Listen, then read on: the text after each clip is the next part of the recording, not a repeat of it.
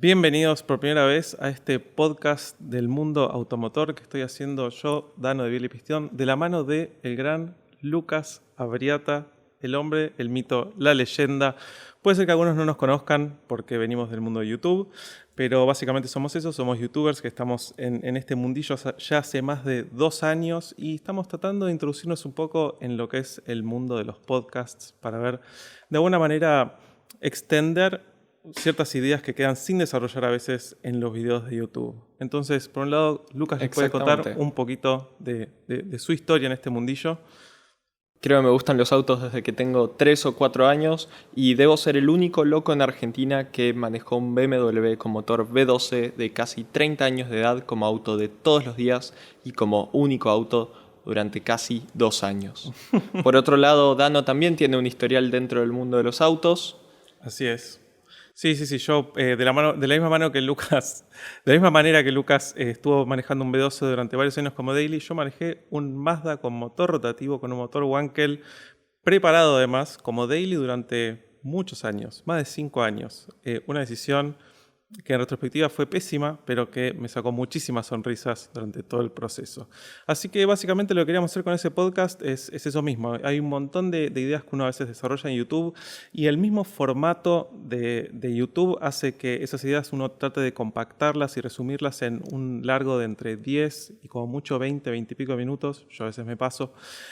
Pero bueno, muchas ideas quedan sin explorar y realmente el formato del podcast se presta muchísimo para eso, para poder desarrollar ideas que a veces está muy bueno desarrollarlas, ¿no? Exactamente. Y justamente en el contexto de esas ideas que muchas veces quedan para desarrollar y con la idea de que un poco también conozcan quiénes están acá atrás del micrófono, hoy vamos a contarles algunas anécdotas de nuestra vida relacionadas al mundo de los autos. Totalmente, porque además cada auto, bueno, en el caso de Lucas y el mío específicamente, cada auto que tuvimos tiene como su personalidad, tiene como un montón de cosas que dan para eso, dan para anécdotas y también nos trajeron experiencias que realmente son súper interesantes y vale la pena compartir. De la misma manera que ustedes también escuchando seguramente tengan alguna anécdota súper interesante.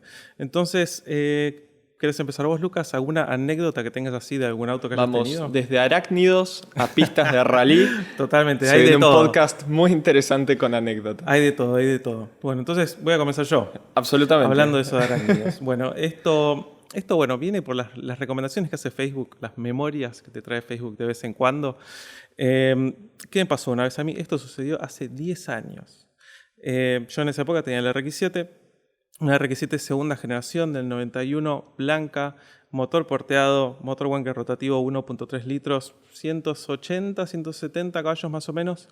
Pero bueno, eso no va al caso. Lo que pasó fue que yo vivía en esa época en Palermo, siempre viví por Palermo, y en esa época era una época en la que todavía cuando llovía mucho se inundaba Palermo, pero se inundaba increíble. Y yo medio que vivía en el epicentro de todo ese quilombo, que es justo el cruce de Santa Fe y Juan B. Justo, en Capital Federal. Entonces, ¿qué es lo que pasó? Llovía muchísimo, la RX-7 dormía afuera, siempre dormía afuera durante todos los años que tuve, aunque mucha gente me quiere matar solo por contarles eso. Entonces, el problema que pasa cuando un auto duerme afuera es que se vuelve la casa de otros animales, de insectos a veces. Entonces, ¿qué es lo que pasó? Llovía muchísimo, yo tenía que salir, tenía que ir a un lugar y bueno, en esa cosa entro rápido al auto, todo oscuro, tremendo, de noche, me siento, salgo con el auto y en el estar manejando, estaba evadiendo básicamente los lagos básicamente que se hacían en el medio de la calle. Entonces estaba como muy prestando atención a dónde estaba el agua, qué tenía que evadir, también prestando atención a las demás personas en la calle, porque estaban todos en su mundito tratando de que no les reviente el auto, de no tener ningún problema, que no les chupe agua ni nada por el estilo. Entonces, ¿qué me pasó? Yo estaba como muy focalizado para adelante, hacia la calle, y de repente con la vista periférica veo algo que se mueve en la esquina superior derecha de la periferia, pero que esto obviamente era el parabrisas. Entonces, miro y veo que hay una araña bastante grande, o sea, más grande que un alfajor básicamente. Todo esto en la oscuridad de la noche, lluvia, un desastre. Veo la araña y rezo porque esté afuera. Entonces lo primero que hago es paso la limpiaparabrisas y veo cómo le pasan así como si nada. Ni se mueve la araña. Entonces, ¿esto qué significaba? Que la araña estaba del lado adentro. Era un ocupante del auto. Era mi copiloto, digamos. Era un pasajero. Exactamente. Entonces, esto era verano. ¿Y qué digo? ¿Qué hago? Porque si la asusto, no sé qué, de repente se baja y listo, está ahí abajo conmigo, tengo que prender fuego el auto, básicamente. O sea, tengo que dejarle el 08 firmado, básicamente. Era verano, yo tenía ojotas, entonces mientras estoy manejando, además en el andar manejando, medio en primera, regulando, atino a buscar la ojota, la agarro y la lanzo, así nomás. Y de repente miro y no está más la araña. Pero en la oscuridad de ese momento, o sea, la araña puede haber muerto o no, o puede estar abajo, o se puede estar metiendo dentro de mis... O sea, no tengo idea, pero tengo como que olvidarme de eso, seguir manejando. Eran un par de cuadras hasta que llegaba a donde tenía que llegar. Y así como llegué, no es que me puse a fijar en el estilo, me bajé y me fui. Y al otro día, digo, bueno, estará, no estará, quizás puso un nido en otro lado, no sé. Al otro día ya no había llovido ni nada, y obviamente el día anterior no me iba a fijar ahí en ese momento, en la lluvia y que se llenara todo el auto de agua, no me interesaba. El otro día efectivamente encontré la araña muerta, hecha como se hacen cuando uno las mata. Para tu tranquilidad. Exactamente, para mi tranquilidad. Esa noche pudiste dormir. Hecha un bollito.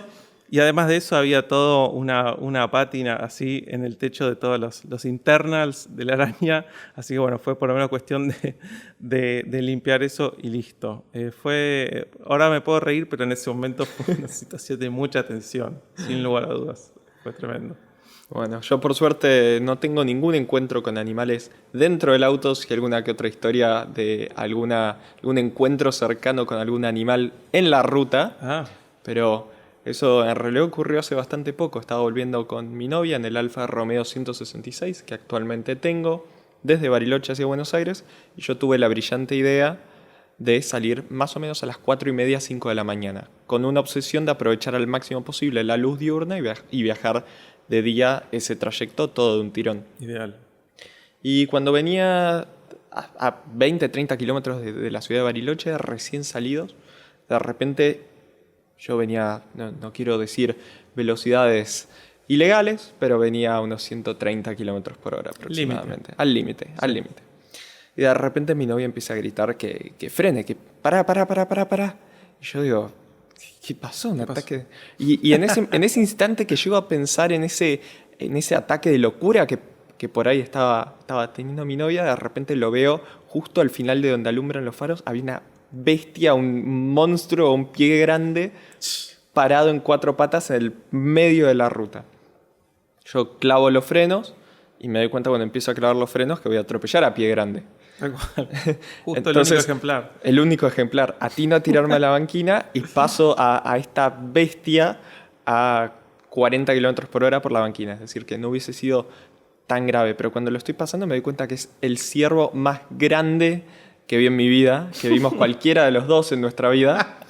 Y fue un gran factor de conversación durante el resto del viaje y fue la reivindicación de mi novia como copiloto. Después Excelente. Nos pasamos una salida y me dice, bueno, pero yo ya salvé la vida en este viaje. Totalmente. Realmente yo creo que si no me avisaba, yo me llevaba puesto lo que sea que ese pie grande que había en el medio de la ruta. Está bueno porque de ahí en adelante no se puede quedar dormida. Exactamente. No es esa cosa de, no, sí, dormí un segundo, mi amor. No, vos te quedas despierta y no sacás los ojos de la ruta. Absolutamente. Qué cosa. Así que bueno, esa vez zafamos, sobrevivimos. Eso es lo que importa. Pero ese trayecto Bariloche-Buenos Aires tiene varias historias en su haber con distintos autos y de distinta gravedad. Creo que la que en realidad iba a contar, más allá de este pie grande, es la primera vez que hice ese trayecto manejando yo solo por mi cuenta. Tenía un Mercedes-Benz 190 en esa época, que estaba muy bien equipado, pero no le andaba el aire acondicionado. Detalle. Pequeño detalle cuando estás viajando a Bariloche desde Buenos Aires en diciembre, porque en Buenos Aires por ahí no hace tanto calor, en Bariloche quizás no hace tanto calor, pero tenés que cruzar la provincia de La Pampa, que es una provincia donde, sin ofender a ningún pampeano que esté escuchando esto, no hay absolutamente nada. Y es desierto y pega el sol y hace calor, mucho calor. Mirá. Hay vacas y en una parte directamente dejan de haber vacas. Hay tierra nomás. Esa es toda la variación que tenés. Absolutamente. Vacas on, off. Absolutamente. Y yo hablé con un compañero del secundario en aquel momento que también tenía que ir desde Bariloche hacia Buenos Aires. Es muy, muy común que los barilochenses estudiemos en la ciudad de Buenos Aires. Y le consulté si quería venir en el auto conmigo. Eso desde el punto de vista económico a todo el mundo le encanta y le cierra porque es un viaje mucho más económico que el avión. Entonces le encantó la propuesta y se suma a mi viaje. Cuando estamos a 2 horas de viajar, de salir para Bariloche, me manda un mensaje y me dice: che, Lucas, te hago una pregunta. ¿Tu auto tiene aire acondicionado? Bien por él. Sí, yo le clavé visto directamente. Porque ya...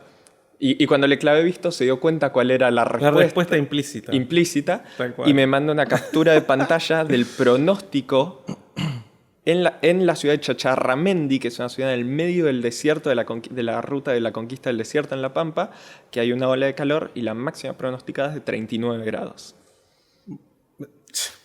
Mientras tanto, estamos hablando de un Mercedes con asientos de cuerina, de MB-Tech, como se llama, que te dejan pegado completamente al asiento, sin aire acondicionado, y como la mayor parte de los autos que originalmente traían aire acondicionado, pero ya no lo traen más, con un sistema de ventilación interno bastante pobre. Porque por lo menos en los autos que nunca trajeron aire acondicionado está todo pensado para que se pueda refrigerar el habitáculo. Para compensar. Exactamente, para compensar. Este auto está... El Mercedes 190 es un auto que está construido para que todas las versiones tengan aire acondicionado. Entonces, está pensado, es como que los ingenieros dijeron, bueno, no, ¿para qué vamos a pensar en la refrigeración de este auto si está el aire? Comenzamos el viaje habrán sido unos 20 grados en la ciudad de Buenos Aires y en el camino saliendo por provincia de Buenos Aires, especialmente 6, 7 de la mañana, y parecía estar todo siendo un placer. No había ningún problema. Ningún problema, la temperatura estaba bien y parecía que no iba a ser ningún problema grave. Y eso fue más o menos así hasta que empezamos a llegar a la ciudad de Santa Rosa, en provincia de La Pampa. De repente la temperatura dentro del auto empezó a subir. Ahí fue donde decidí bajar los vidrios. Y con los vidrios bajos, de nuevo, estamos 10 puntos siguiendo en el camino. Y uno tiene que hacer una decisión ahí, pues decís, o tengo música o bajo los vidrios. Pero exactamente, no se pueden las dos. No se pueden las dos, absolutamente.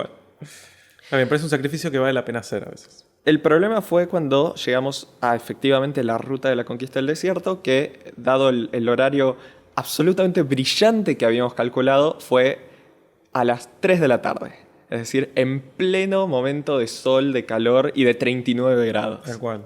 Todo su esplendor. Y de repente bajabas los vidrios y con los vidrios bajos te entraba aire caliente directamente. Era como tener la calefacción prendida a full blast, a todo lo que daba.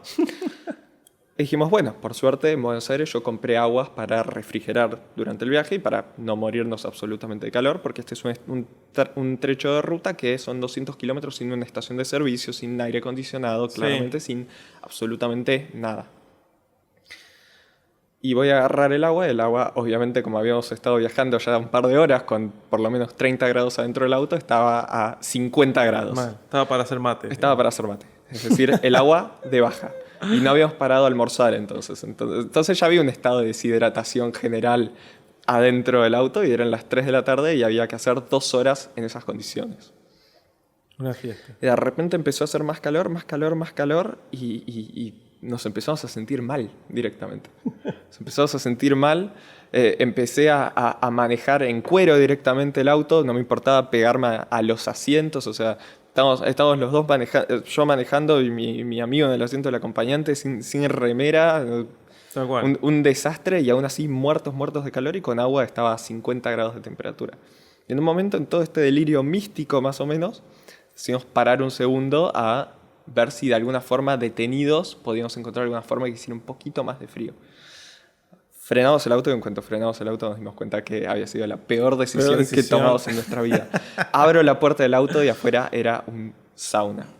Finalmente de alguna forma llegamos a 25 de mayo, es la ciudad donde termina la conquista del desierto, vivos, absolutamente deshidratados, con la presión por el piso, pero vivos. Y finalmente, después de varias horas más, llegamos a Bariloche. Mi amigo me juró y rejuró y al día de hoy mantiene la promesa de nunca viajar de nuevo conmigo en uno de mis autos. No confían en en tu no aire acondicionado. Nunca tuve un auto con aire acondicionado funcional. Solo uno y era un aire acondicionado bastante malo, un BMW Serie 3. O sea que el 166 actual no le funciona el aire acondicionado. Mirá, tal cual. Es un tema eso. Es un re tema. Es un tema. Pero vos, Lucas, ¿qué edad tenés? 23. 23 años. Bueno, yo como un tipo con 35 años te digo que con el tiempo lo vas a apreciar de otra manera. Sin ir más lejos, sobre esa misma anécdota me hace el pie para hablar de, otra vez, la RX-7. La RX-7 es un auto que está lleno de anécdotas porque por un lado tiene toda su personalidad y lo que es el motor. Es un auto muy especial. Pero además de eso, es un auto que yo lo tuve durante 6, 7 años más o menos, teniendo mis autos generalmente en un promedio de 1 o 2 años y después cambiándolo. Entonces la RX-7 tuvo como todo un desarrollo muy interesante y además, volviendo al tema de la edad, como dice Lucas, yo lo tuve en un momento que quizás no me importaba tanto el tema del aire o no, ¿Tenías lo veía aire? como lujos. Cuando la compré no funcionaba, pero una de las cosas que hicimos fue potenciar el motor. Le hicimos un rebuild al motor rotativo, le hicimos un trabajo de lo que se dice porting, que es el trabajo de las lumbreras de admisión y de escape. Y en el momento de hacer eso y de todas las cosas que le hicimos, fue decir, bueno, hay que sacar el aire acondicionado porque, como dicen, because race car, digamos, ¿no? Porque auto de carrera era un daily, ¿no? Reducción de peso. Exacto, reducción de peso. Y de la mano de eso también le sacamos un montón de todo lo que son las cosas que controlan lo que es el encendido en frío, por ejemplo, ¿no? Como realmente dejarlo como a lo mínimo indispensable para que el motor funcione y listo, básicamente. Entonces, bueno, obviamente, igual cuando la compré, como dije, no funcionaba el aire acondicionado, después se lo saqué, así que era lo mismo, pero era más ligero por lo menos. Pero bueno, de la mano de cómo salió de ese rebuild, por un lado, lo que tiene el RX-7 es que es un auto que es muy caluroso, transmite mucho el calor del motor a lo que es la caja, la selectora, los bujes y diferentes burletes que tiene la selectora para tratar de aislar un poco ese calor. Están todos reventados siempre y duran poco, entonces por todo lo que es el túnel de transmisión, si de un auto de tracción trasera, se transmite muchísimo calor. Y además eso es un motor que trabaja siempre, no tiene variación de temperatura. Como losa radiante de Exactamente. calefacción. Siempre está, hay un lado del motor que está siempre caliente, básicamente. Entonces, dentro de estas cosas, o sea, obviamente da para un montón de como de pequeñas anécdotas. Por ejemplo, al sacarle todo lo que es el sistema de lo que es el encendido en frío, esto que, o sea, cuando lo vamos a hacer, Luisma de Rotary Garage, que es con quien hicimos el rebuild, me dice, mira que cuando lo arranques en frío vas a tener que después mantenerlo un poquito con el pie hasta que entre en calor y qué sé yo. No pasa nada, que son 5 minutos más antes de salir a la mañana. Y bueno, obviamente, de repente era eso y de repente yo, volviendo a esto de que siempre dormía afuera, a las horas de la mañana, quizás está todo el mundo en Palermo buscando dónde puede estacionar, yo me subía al auto, le daba arranque y me quedaba ahí haciendo, tocándolo con el piecito de así, y además con el escape también casi libre. Era un desastre, básicamente. Todo el mundo mirándome y no, o sea, siempre pasaba que yo estaba ahí y veía en un auto con alguien adentro haciendo ruido. Pensaban que ya se iba. Pensando que yo me iba a ir. Y de repente me pasó. Estar ahí, veo que hay, o sea, obviamente llega un momento que ya no te importa nada. Entonces yo estoy ahí sentado, re tranquilo a la mañana y estoy ahí esperando, dándole un poco al pedal así, como acariciándolo para que no se apague, hasta que entre en calor y tarda, obviamente. Además, estamos hablando de meses fríos, qué sé yo, y de repente un auto ve ahí y me está mirando con una cara, una señora mirándome así con cara como de enojada, porque obviamente quería estacionar, ya había reservado su lugar. Y de repente, viste, además eso, como que se pone medio adelante, como para dejarme salir, y de repente eso, está ahí y veo que hace marcha atrás y se me pone así como cara a cara. Baja la ventana, yo bajo la mía, y me dice, ¿y te vas a ir? Yo le digo, yo puedo estar acá todo el día. Le digo, yo si no quiero no me voy. O sea, la que está apurada sos vos, yo puedo esperar. Obviamente yo me iba a ir, pero me iba a ir cuando fuera el momento correcto para irme, básicamente. Y obviamente se recontraofendió y salió, o sea, para pérdida de ella, porque quizás a los 10-15 segundos más yo me iba, digamos, ¿no? En una zona que es muy difícil conseguir donde estacionar. Y como para agregarle insulto todavía a esa situación, en un momento empezó a chillar lo que es la correa de los accesorios. Típica. Entonces, tal cual, frío, no sé qué, y chillaba, pero con un volumen que era... O sea, si la gente ya me miraba por el escape, con lo que chillaba más la correa en frío cuando estaba ahí, Todo el mundo con una cara de ese flaco, además, imagínate, a la mañana. Entonces chillaba y no había caso. Era la correa que estaba básicamente el alternador y ¿qué más? Y la bomba de agua, digamos, ¿no? Y entonces le cambié las correas y no puede ser que al par de meses de uso empezó a chillar de nuevo. De nuevo. Y a mí me molestaba, o sea, ya había podido atravesar lo que era la vergüenza de estar ahí esperando que entre en calor y haciendo mucho ruido, pero lo de la correa ya tenía hasta un tinte como de negligencia. Sí, una cosa es un auto que enciende y otra cosa es la correa que chilla que hace pensar que es un auto mal mantenido. Exactamente, que tal cual, exactamente.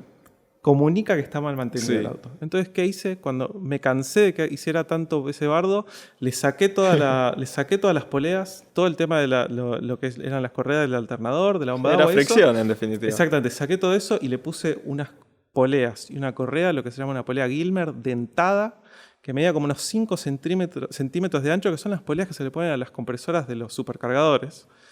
Entonces, sonaba como si tuviera una compresora. No patinaba porque era dentada, era toda dentada tanto en el alternador, en la bomba de agua y la principal. Y entonces no patinaba y además sonaba. Era la RX7 con compresora. Exacto, sonaba como si tuviera una compresora, como que chillaba básicamente. Era espectacular. Y la gente me paraba en los semáforos diciéndome, ¿qué tiene? ¿Qué tiene? Porque sonaba imagina, pues sonaba con las RPMs altas, el escape fuerte, y después sonaba cuando subían las RPMs, la polea básicamente, de que era nada más el alternador. Muy bueno realmente. Realmente esa RX7 tiene 1.000.000 de anécdotas para contar. ¿Alguna vez la llevaste a algún track day o algo similar? No tuve la oportunidad, desgraciadamente, pero era mi objetivo. Lo que pasa es que cuando yo tenía ese auto, todavía el tema de los track days estaba muy en pañales. Claro, es cierto. Creo que había un solo track day en ese momento. No me acuerdo ni quién era el organizador. Estaba muy en pañales. Igual era lo que yo quería hacer, porque hasta le había comprado, tenía una suspensión regulable, o sea, unos coilovers regulables en altura y dureza. O sea, le había hecho bastantes cosas y además es un auto que realmente creo que tiene bastante potencial. ¿Volverías a tener una RX7? Sí, volvería a tener una Con RX7. todos sus pros y contras. Es un tema. El tema del RX7, bueno, tienen 3 generaciones. Tenés las SA22C, la FB, que son más o menos lo mismo. La primera generación, la segunda generación es la FC. Y después tenés lo que es la tercera generación, que es la más conocida, Sí, de la Rápido y FD. Furioso, la FD, son todas las biturbo y demás. La primera generación a mí no me gusta. Hay gente que las ama, pero a mí no me gusta. Me gustan otros autos de esa época, pero esa por una razón no me gusta. No es que me disguste, pero de las RX7 no es la que más me gusta. La FD me encanta, pero tengo como una cosa especial con la FC, con la segunda generación, porque es la que tuve yo. Y en esto de hacerle el motor y hacerle tantas cosas, se vuelve ya un auto que uno se lo conoce por completo, de punta a punta. Ya sabes que cuando hace este ruidito es esto, ya sabes dónde está cada cosa. Entonces es un auto que hasta me gusta el chasis. El motor rotativo es problemático, no es para cualquiera, pero quizás hasta me gustaría tener una FC con otro motor, no sé, porque además tiene un vano muy grande, les han metido cualquier cosa porque entra Con cualquier motor de cosa. Falcon. Exactamente, totalmente. No, quizás con un V8, 221. tal cual. Hay un montón de cosas que se pueden Sí. poner súper interesantes. Y me parece que en esto de que la mayoría terminan rotas o con cualquier motor malo adentro que no le hace justicia y no es mérito de lo que es el chasis, es que no las vemos en ningún track, desgraciadamente. Pero estaría bueno ver alguna en un track. Sí.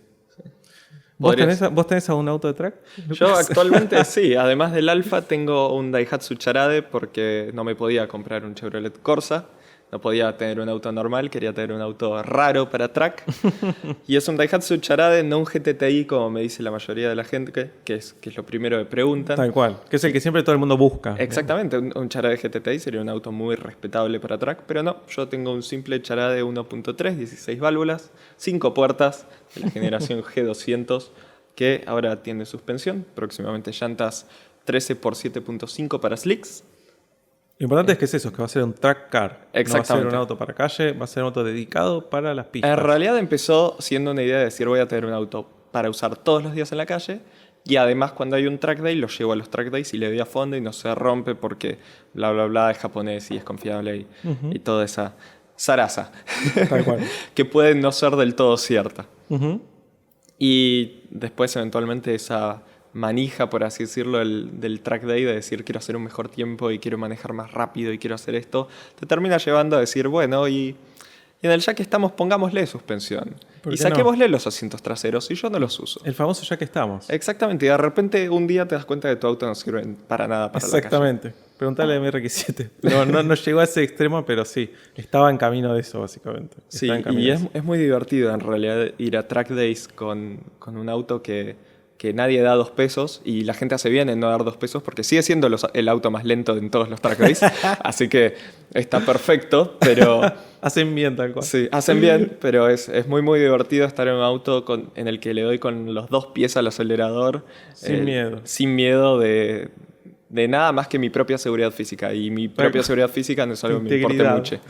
No es algo que me importa mucho. Así que es darla a fondo y si se rompe algo y lo arreglas con 2 pesos y así. Pero creo que mi mejor anécdota no es en un track day, es en una pista clandestina. Vos hacías rallycross. Hice rallycross. Rallycross clandestino. Casero. Homebrew. Casero. Yo hace... ya pasaron 4 o 5 años de esto. Tenía un Subaru Impresa. Pero no un WRX, es la misma historia del Charade. No la versión que todo el mundo quiere tener o la que la gente piensa que tenía. Ni siquiera era una Impresa 2.0. Era una Impresa que es una versión que vinieron, creo, de no más de 30 o 40 autos al país, que es el 1.5 de 107 caballos. Sí. Es peor relación peso-potencia que un Gol, peor relación peso-potencia que un Etios, peor relación peso-potencia que cualquier auto del segmento B, porque no dejaba de pesar 1.400 y pico kilos. Sí, pero el tema del peso viene de la mano de que ya era una época en la que Subaru, todos los autos los hacía tracción integral. Exactamente. Entonces tenías un auto de 107 caballos, pero tracción integral. Que para la nieve, el hielo y el barro que podía haber en Bariloche, donde yo crecí, estaba muy, muy bien. Totalmente. Y tiene esa especie de pedigrí, o por lo menos yo creía que tenía esa especie de pedigrí en algún momento de el auto de Colin McRae. Si bien Colin McRae ya estaba muerto cuando salió esa generación 2008 de la Impresa, pero de creerte que sos un piloto de rally profesional. Más en Bariloche, que para los que no conozcan la ciudad, es una ciudad con muchas montañas, con mucho camino de ripio y mucho camino para creerte piloto de rally. Para creerte Colin McRae. Exactamente. Y en este contexto tenía uno que sigue siendo uno de mis mejores amigos, que tenía una casa con un jardín inmenso, de haber sido 1 o 2 hectáreas, de ese tipo de tamaño. Y tenía, no sé, un pequeño espacio donde el jardín estaba bien cuidado y el pasto estaba prolijito y estaba todo perfecto, y después otro espacio que era librado a lo que la naturaleza quisiera hacer con ese espacio. Era pasto de 2 metros de altura, árboles, arbustos, lo que quisiera crecer ahí crecía y lo que quería vivir ahí vivía. El sector salvaje. Sector salvaje. Y una vez yendo a la casa de mi amigo se me ocurrió poner a buen uso esa parte del jardín. Tenía otro amigo que tenía una Hilux vieja y propuse la loquísima idea de decir, construyamos una pista de rallycross en tu jardín, le dije a mi amigo. Yo ya tengo el auto, pongo el Impresa para eso. El Impresa era auto de rally, obvio, no importaba que tuviera un motor de 107 caballos y que la suspensión fuese una suspensión para ir por el centro. Esa versión del Impresa era un City Car más que un... Ir al supermercado. Sí, exactamente. Y mi amigo, en algún ataque de locura compartido, también me dice, bueno, dale, hagamos eso. Y sin el consentimiento de ninguno de los dueños de la casa, decidimos cortar el pasto de una parte del jardín de esta parte salvaje, de forma que se pareciese una pista de carreras. Que era un trazado hiper técnico, porque tampoco había tanto espacio. Tal cual. Y finalmente, después de muchas pasadas con la Hilux, y cortando con machetes hojas y ramas y mini árboles que estaban creciendo. Con mucho esfuerzo y transpiración. Mucho esfuerzo y transpiración, pero también lo hicimos a medias, porque en algún momento dijimos, tenemos que dejar el pasto más corto porque el despeje del auto va a hacer que toque con todos los pastos. Totalmente. Dijimos, bueno, ya fue, usamos a la impresa de podadora de cortadora de pasto. Y así hicimos. Y empezamos a hacer vueltas cronometradas a esta pista de rallycross, hasta que, obviamente, la empresa empezó a mostrar desgaste en varios aspectos. De repente, toda la toma de aire era un pastizal. De repente, arranqué un guardaplast. Se iba haciendo evidente el desgaste. Exactamente. Se iba haciendo evidente que estaba usando para correr rally un auto que no era de rally. Y de hecho, bueno, fue muy divertido, la mejor anécdota de mi vida, es algo que volvería a hacer a pesar de haber perdido un guardaplast y probablemente haberle quitado varios kilómetros de vida a ese auto en esa Definitivamente. experiencia. La suspensión seguro no La estaba muy suspensión. contenta. De hecho, fui al poco tiempo a mi mecánico a llevarle el auto y me dice, en chiste obviamente, me dice, ¿pero qué estuviste haciendo de este auto? ¿Corriendo rally? Y yo le digo, sí, acá está el video. Evidencia tal cual. Pero sí, estupideces que hice de chico que no me arrepiento en lo absoluto. No, absolutamente. Nadie salió herido, que es Nadie lo más salió importante herido también, y ¿no? Ni siquiera el auto, bueno, más o menos, pero... Sí, es un precio muy barato para toda la diversión que te puede dar eso. Exactamente, y es una anécdota que vive a través de los años y ¿cuántos pueden decir que corrieron rallycross en el jardín de la casa de un amigo? Mal. Sí, un lujo también tener un jardín que uno pueda disponer para armarse una cosa así. Y también que el auto sobrevive a toda su experiencia, digamos, ¿no? Absolutamente, traerlo de nuevo en una pieza y...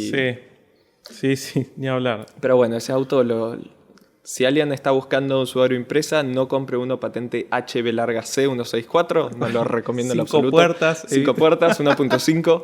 Ese auto pasó las 1001, una vez casi prendo fuego el embrague, entre otras cosas. Ese es Un desafío. Sí, otra historia. Una vez, bueno, hay mil historias con ese auto. Mil historias. Sí, volviendo a eso, sí. Cada auto tiene es un mundo, básicamente. Sí, vos tenés una historia con Rápido y Furioso, si no me equivoco. Totalmente. Mi primer auto fue un Peugeot 206, 3 puertas XR, creo que era uno de los más bases, 1.6, 100 caballos creo que tiene, una cosa así. Sí, quizás hasta un poco menos. Sí, totalmente, quizás hasta un poco menos. Pero bueno, el primer auto yo lo amaba, obviamente, y además en esa gama me parecía que era como uno de los más lindos en esa época. El auto era del 2001, pero que yo creo que lo tuve desde 2003, por ahí. O más, un poquito más adelante. Pero bueno, es un auto que yo lo amaba. La verdad que el primer auto es una cosa que uno generalmente le tiene después un aprecio especial, porque es más allá de que uno llega a ese auto ya sabiendas de manejar y con la licencia, es el primer auto con el que empezás a tener también anécdotas, de alguna manera, ¿no? Y uno también siendo joven o siendo chico, muchas veces es normal tener quizás un auto antes que vivir solo. Entonces pasa a ser como los primeros como gustitos de lo que es la libertad también. Sin dudas, qué buena definición. Para bien y para mal también, ¿no? Porque obviamente muchas de esas anécdotas uno aprende mucho, podríamos decir. Aprende muchísimo, porque eso es lo más importante, ¿no? Aprender de todas estas cosas. Entonces, yo tuve el RX-7, pero antes del RX-7, o sea, un RX-7 91, primero tuve un Peugeot 206 de 2001. O sea que mi segundo auto fue pasarme para atrás 10 años. Entonces, el 206 tuvo 1000 anécdotas. Fue también el auto en el que intenté, pésima idea, enseñarle a algunos amigos que no sabían manejar a manejar. Por ende, me lo chocaron amigos. ¿En serio? En situaciones como súper tontas, ¿entendés? Como marcha atrás y comerse una cosita que estaba ahí, tonterías, digamos, ¿no? Yo por suerte todas las veces que enseñé a manejar, que fueron varias, me salieron bien. Por suerte. Ahora. No, bueno, esto siendo más chico. Después más grande, con otros autos enseñé y no pasó nada. Pero bueno, entonces, este es un auto, el 206 fue el auto que de alguna manera ligó todos los choques, todas las cosas así tremendas que fueran a intercambiar pintura con otros autos y cosas así, quedaron en el 206, por suerte. Fue como la esponja de todo eso. Cumplí con la cuota ya con eso. Entonces, ¿qué es lo que pasó? Una vez fuimos a veranear a Cariló, en la costa atlántica, que son a 400 y pico kilómetros de Capital Federal. Y, fui con un amigo, se llama Martín, y fui con mi hermano menor, que se llama Félix. Esto fue igual hace muchos años. Félix, hoy en día, yo tengo 35, Félix tiene 23. En esa época era mucho más chico, él creo que tenía 10 años, una cosa así.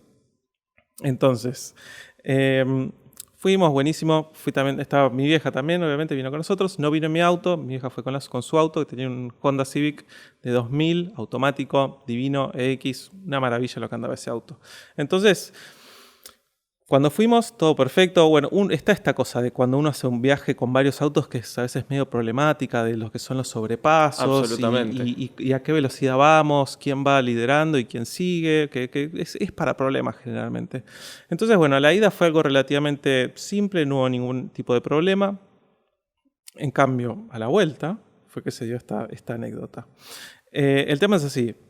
Éramos bastante gente, mi vieja iba con su auto también cargado de un montón de cosas y en mi auto estábamos mi amigo Martín, mi hermano Félix, yo y básicamente bolsos, valijas, cosas así, por lo que los increíbles 100 caballos que tenía el Peugeot se veían bastante perjudicados, básicamente. Además de que estamos hablando de que era verano, pues tener en cuenta heat soak y un montón de esas cosas que le juegan en contra de lo que es la potencia del motor.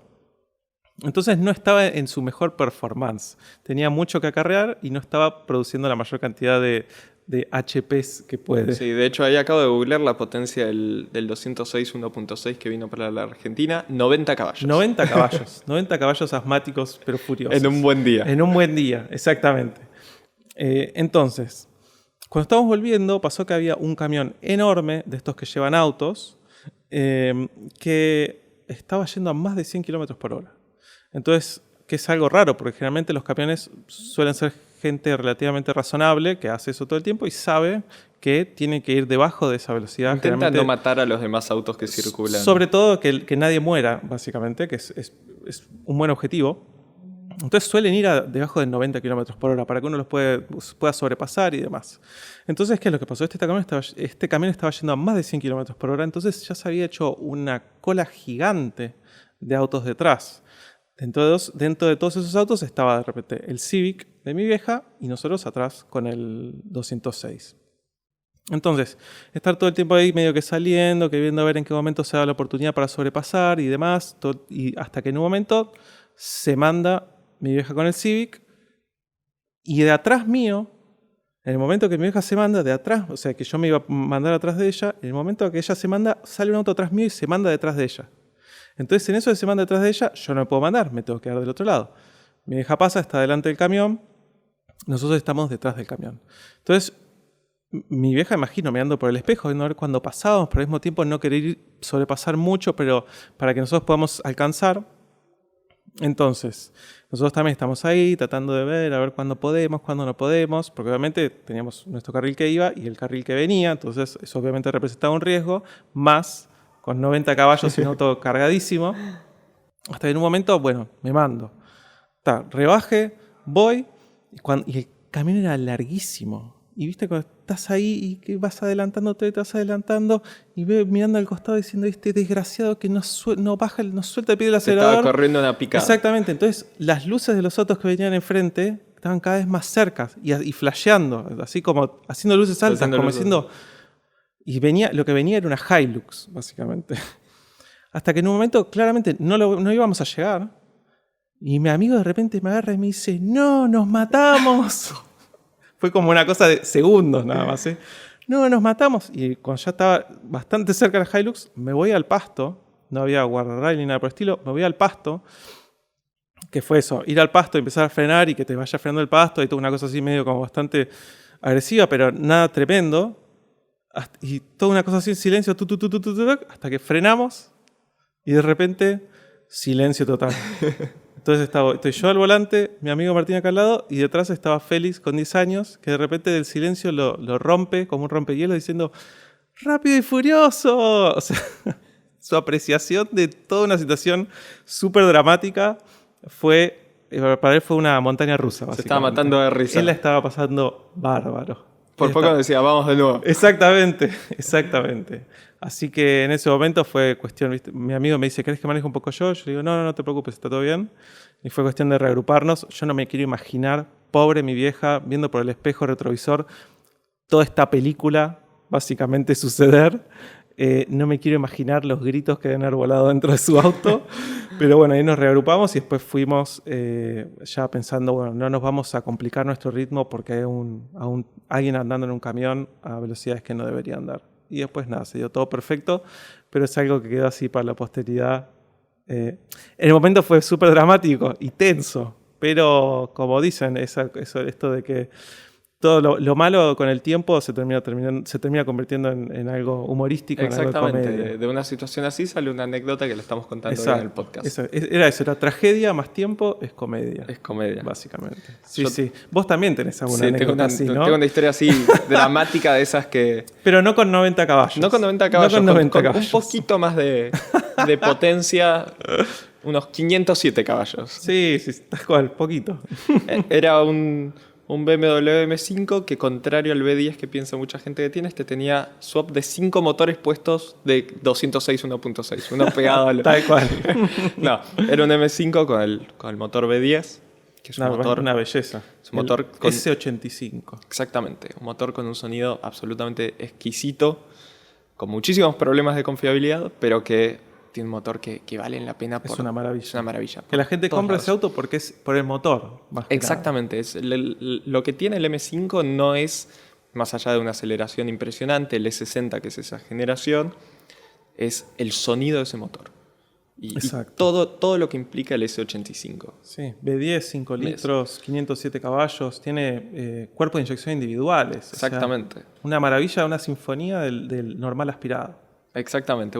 En cierta forma también un canto de cisne del aspirado. Totalmente. Pero un auto increíble. Y yo estaba en esta situación en Buenos Aires ayudando a un amigo a filmar un video con un M5 V10 y luego de terminar la filmación, esto era temprano, un sábado o un domingo, no había nada de tráfico. Luego de terminar la filmación salieron unas vueltas donde yo estaba en el asiento del acompañante y mi amigo, el dueño del M5, en el asiento del conductor. Y era momento de estirar las patas del M5 y mostrar un poquito qué podía hacer.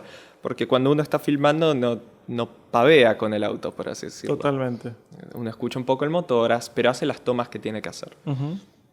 Sí, la famosa puesta a punto italiana también. Exactamente, ¿no? exactamente. Y saliendo de Vicente López, cuando vos salís de la Costanera y querés volver a Avenida del Libertador, para los que conozcan por el lado de Capital Federal, tenés como una especie de subida, una especie de rampa y luego una bajada con una curva muy muy cerrada a la derecha. Solamente, punto y paréntesis, es por donde pasamos ayer, a la vuelta de un evento al que estuvimos invitados. Totalmente. Y salimos de filmar en la Costanera de Vicente López y esta persona manejando el M5 sale a fondo a todo lo que da. Y a todo lo que da en un M5 es muy, muy rápido. Muy rápido.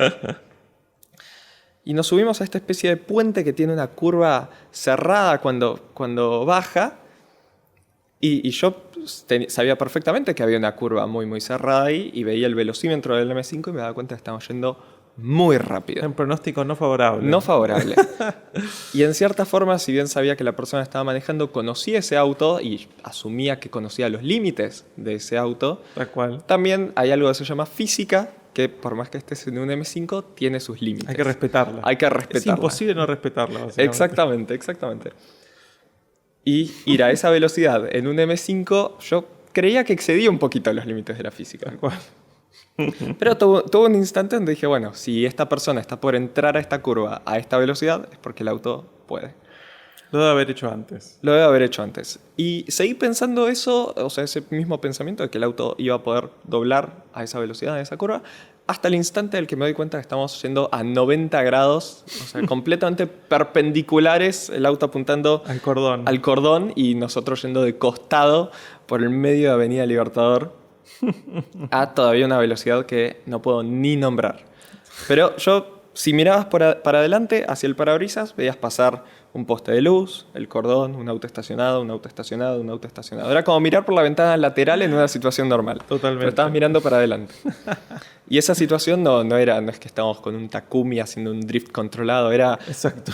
Era absoluto. Creo que en los 2-3 segundos que debe haber durado toda la situación, miré al conductor y el conductor estaba blanco, cara de pánico total, sin saber qué iba a elegir hacer el auto en esa situación. No había ni siquiera Eurobeat en el sistema de sonido. O sea que no iba a funcionar, básicamente. Así que efectivamente el M5, o sea, lo que yo pensaba en ese momento es, efectivamente, habíamos pasado las leyes de la física y así es como iba a morir.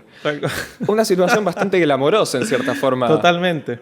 Vaya manera de morir. Vaya manera de morir, haciendo en una especie de drift descontrolado en un M5 V10. Es un buen titular para el día siguiente. Absolutamente. Y de repente, cuando parecía estaba todo perdido y que nos íbamos a rematar en el auto, yo no sabía hacia dónde nos estábamos dirigiendo de costado.